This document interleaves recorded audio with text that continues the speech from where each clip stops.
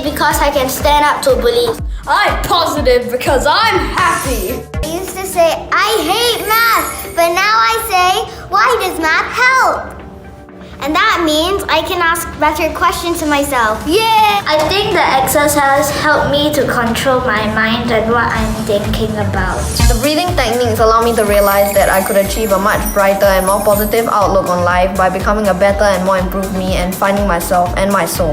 The most useful thing in this camp is the presentation skills, as it enables you to overcome your fear of stage fright and it enables you to speak to others better. My head feels great, my body feels relaxed, and I feel positive. Today is a great day at the Positive Me camp.